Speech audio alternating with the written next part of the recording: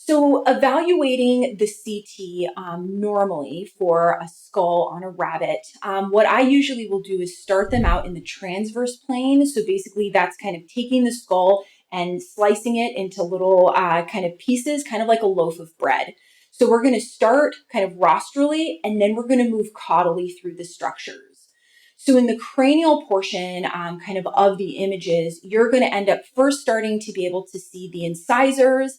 And then as you move back, you're going to be able to see the premolars first and then the molars, all the way back to molars number 3, which are going to be really small. So sometimes it can be a little bit challenging to evaluate them on the transverse, but that's okay. Look at them transversely, and then you're also going to end up looking at the image in a different plane so that you can end up looking at them sagittally and evaluating them from the side as well. So for me, once I've gone rostrally, caudally, looking at the incisors, all the way through to the molars, then I scroll back to the front of the image. And then I go through and I evaluate the nasal cavity.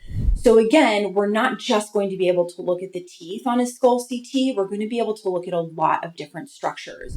So with the nasal cavity, you want to be able to see a number of turbinates. You want it to end up having a lot of air attenuation in there, just like we would expect for a dog or a cat image. Then once I've kind of looked at the nasal cavity, then I'm going to move further caudally. So once I've passed the molars, we're going to go to the TMJ and look at the kind of positioning of the TMJ. Our rabbits can get arthritis in the TMJ that then can lead to kind of unilateral, kind of sided dental issues and some pain. So we want to look at that structure very closely. Of course, we want to be able to look at the eyes. Obviously, CT is not going to be the greatest way for us to look at the eyes themselves. But if we have concerns about a retrobulbar abscess, this can be a great way to evaluate that space and look for displacement of the eye and where that's coming from. Then as we move further caudal, we're going to be evaluating the ears. So this is going to be a much more kind of sensitive way to look at the tympanic bulla, the external ear canals, and potentially the inner ear in comparison to our radiographs.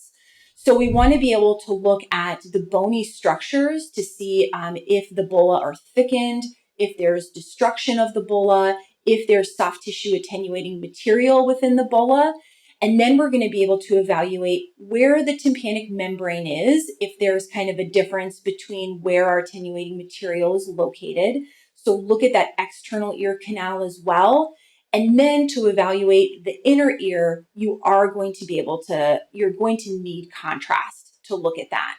Without contrast, you're not going to be able to evaluate kind of the inner ear and into kind of the meninges and the brain.